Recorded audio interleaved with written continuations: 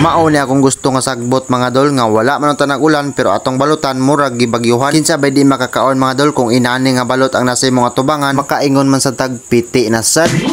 Mauna ni atong daily routine mga dol basta pag abot na sa hapon ato na ni panganda mga atong mga baligya. Mauni tanan ang atong balot karon mga dol. Daghan ka buok og syempre napod tay Pinoy na mga dol para sa mga customer nato nga dili mo kaon og balot. Ug patin tanan guys bakit atong baligya karon mga dol tulo ka gamay og isa ka dako apil na ang Pinoy. Sakto na gini kombate kay hapit alas 4. Ug ato na ni plastar mga dol kay basin na nagulat nga customer dito sa ubos kasaba na pud taon niya anong dugay ta na kanaog kombate ta ani mga dol mintas mo pa nag-abot ang bagyo.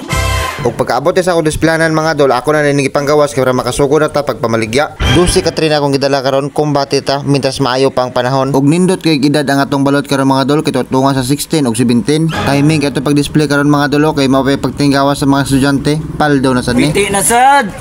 Piti gid ni kay mao pa tong pag-display gibayaran na tag 500 kapuliki mata pangitag sukli ani.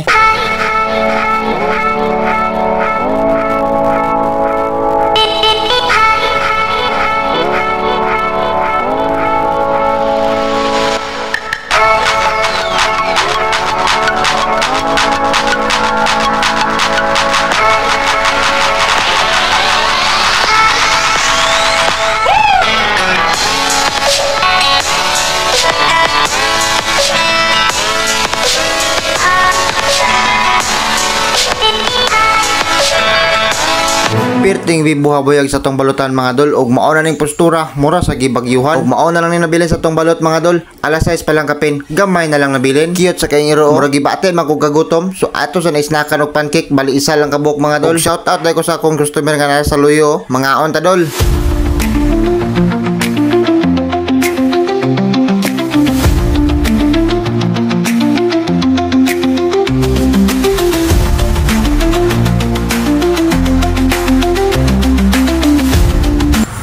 Dinhi na po to sa Pinoy. Kaya apit na maurot ang balot. Og dinhi mga dol isa lang nagkabok na bilin crack pagyod og ako na lang gipadugangan.